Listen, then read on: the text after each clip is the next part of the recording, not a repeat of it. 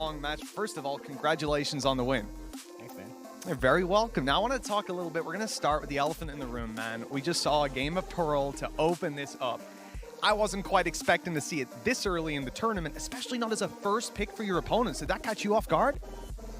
Definitely did catch us off guard, just a little bit, but we've been practicing it too, so we kind of have our own game plan going into it, so we weren't that worried, you know. We could see that, some of the ideas. In those first couple rounds, we're seeing Jing challenge for A-Long with the blast packs down, really putting Chico on the back foot with the Viper. It was really fun to watch some of the ideas this early game of Pearl. But not everything went according to plan, right? 5-0 down, things are looking a little shaky. You win a round and then call your second pause. So you're out of timeouts in the first half. You know, at 5-1 calling that timeout, what's going on in the team speak? The very first timeout was just our coach telling us to calm the nerves because we were a bit like tense. Sure. And the second one was kind of just telling us what they're doing and how we can adjust to it. So it wasn't that bad that we used both our timeouts. I think we needed it. Yeah, absolutely. Well, I mean, you say you needed it. You slowed the game down after that, right? We saw Forsaken get back-to-back triple kills, and all of a sudden you were right back into the map, tying it up 5-5, and then tying up the half to close it out. And a really impressive performance, but I want to focus on your opponents for just a moment, because when you're prepping for this game, you obviously expected a slightly different roster to be fielded on the stage. And I wanted to ask, did that affect you today, playing up against Smoggy instead of Life? Not really. We figured that even if they brought in a stand-in, the concept is still going to be the same. So we're still going to follow the game plan that we came up with in the beginning.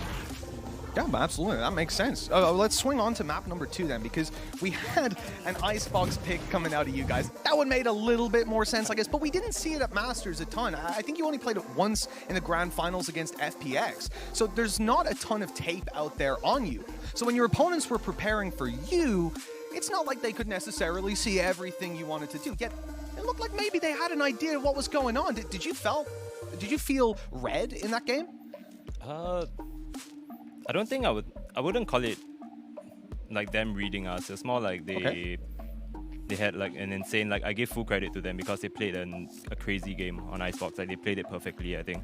And we weren't ready for a lot of the things that they did. So, you know, it's just what it is sometimes. Yeah, absolutely. Yeah, I mean, look, these guys they got 10 rounds in the first half there in attack. That's a tough thing to come back from. And for this team as well, coming in showing that level of firepower against you guys, having just been in the finals, I think that must have caught pretty much everyone off guard. Just to finish up here, is this the EDG that you expected? Because coming into today, I saw a 2-0 writing on the walls, and this was an incredible game. Are they a team to be feared now in the lower bracket? I think they were already a team to be feared to begin with. I think all teams should be treated with that kind of respect over here, and they just proved their point. So, absolutely, even more so that everyone should be careful with them now. Oh, for sure. Like anybody that can take a map like Icebox up for you guys the way they did and make it as close a series as they did, certainly a strong competitor. But today, you guys were the better team. Now, that means tomorrow, you'll be playing against the winner of Team Liquid and Leviathan. So I want to ask you, ahead of that game, who do you think you're playing tomorrow? EMEA beat us the last tournament, and the LATAM region always showed us a lot of support. They love us, so I'm going to say Leviathan. Oh, okay. All right. That hurt my heart a little bit, but it's okay. With that, we'll end this interview. Thank you so much for coming over to the stage, Benkai. Congratulations on your victory, and we'll see you tomorrow. Thank you. All right, back over to the desk, guys.